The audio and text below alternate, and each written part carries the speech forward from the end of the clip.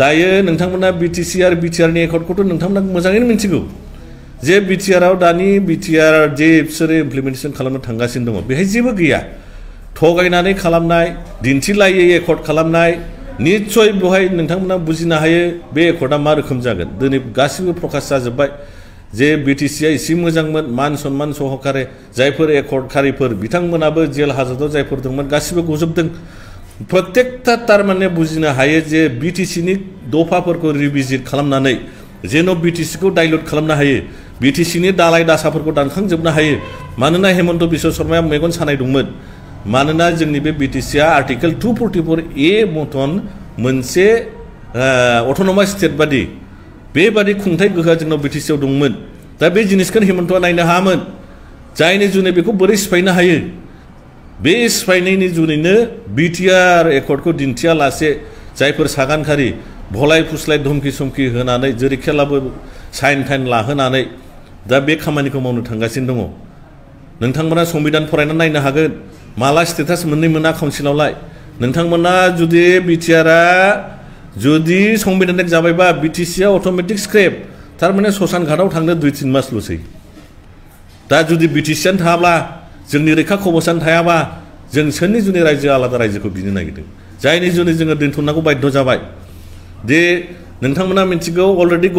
गभर्नरनिफ्राय नटिफाइड जाबाय BTR आ दा जायनि जुनै MP नांगौ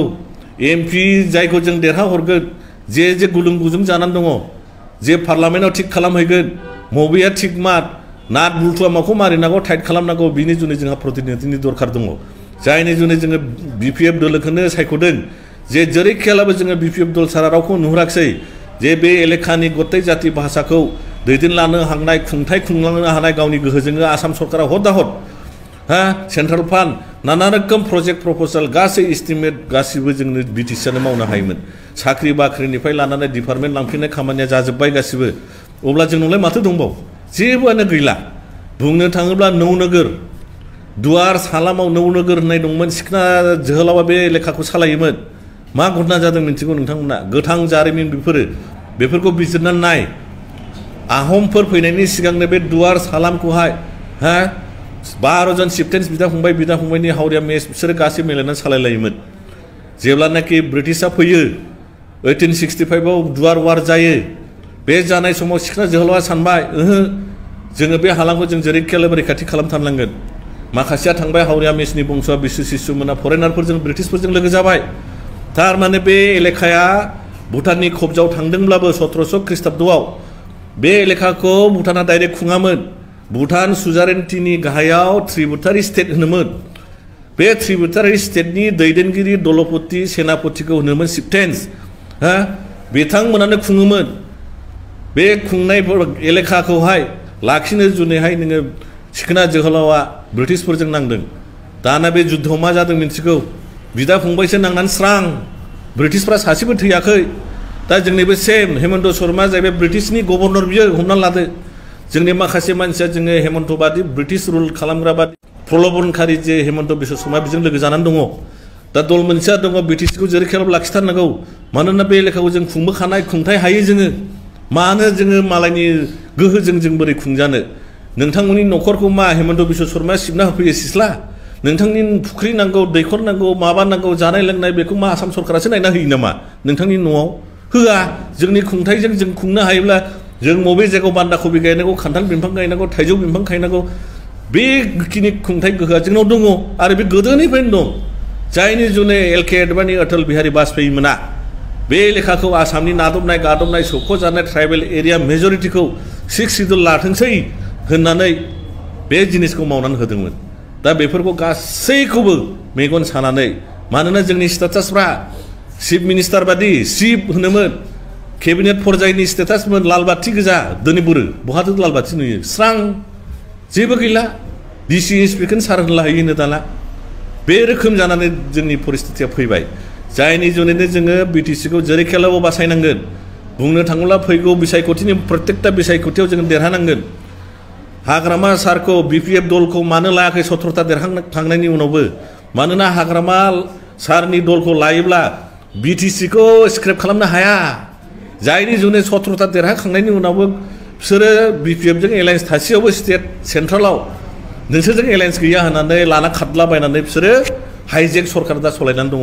मानोना BTR-खौ जेरैखियालाबो इमप्लिमेन्टेसन खालामनानै जोंनि जे बे ट्राइबेल उद्दिसित एलेखा बेयाव जे माने फास्टेस्ट ग्रयिं मोनसे काउन्सिल जानो थांगासिनो दङ बेखौ धुलिसात खालामनो हायो आसामनि सिङाव हान्थु खराय नांफिनो जायनि जुनै जोङो होनदों जोंनि सार्थ जोंनि आलादा रायजो बिनायखौ दोनथ'नानै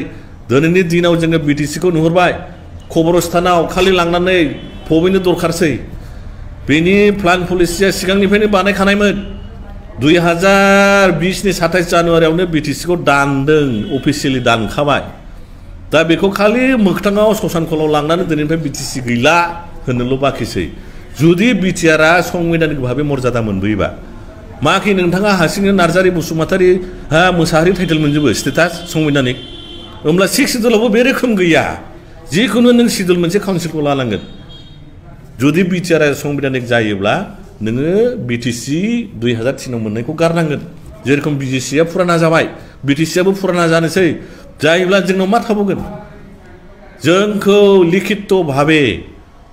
फिरि फिरि दास आसामनि सिङाव दास दासि जानायनि जोंखौ बे परिबेसाव लानानै थांबाय जे नोंथांमोना मिथिगौ सासे इउटुबारा दाखालि मोनसे घटना जादों तामुलपुरनि हाई सेकेन्डारि स्कुलाव एसामिस भाषासो गोजौआवनो गाहायावसो बर' बिनि उनाव इंलिस थारमाने बर'खौ लिरब्ला लिराब्ला दालिर मानो जानो मोन्दों जोंनियाथ' 2003 आव माथो बर' भाषाया 8 सिडुलाव हाबनाय मानो डिग्रेड जायखो मानोना BTR-आव लिरदों ओहो जोंनो 8 सिडुलनि मर्यादाखौ नाङा जोंनो आसामाव एस'सियेट लेंगुवेज होब्लानो जाबाय नङा होमबा जायनि जुनै एसामिसफ्रा बुंदों ओहो नोंसिनाथ' एस'सियेट भाषासो बय एसामिससो थागोन गाहायाव बर' इंराजि थागोन खोथाथ' सैथो जोंनि मानसियानो बे रोखोम लिरनानै लाबोबाय अब्ला BTC-आ स्क्रिप्ट जायोबा नोंने 2003 आव मोननाय 8 सिडुलाव हाबनाय भाषाबोनो स्क्रिप्ट जानो थांफागासिनो दं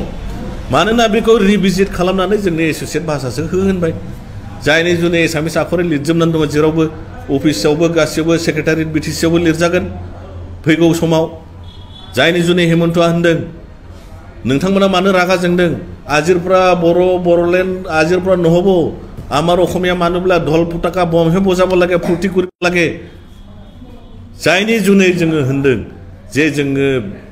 बड'लेण्डखौथ' बिसोरो गोदोना सिमब्रिनानै खबरस्थान होनानै दिल्लीयाव फबना गारबोबाय 27 तारिख खालि दा मोनखानाय BTC-खौबो दानि समाव BTR-नि मुङै BTR भुटनि नामै मलग्लब जोबनानै जे जोंखौ सिरिस्थायनि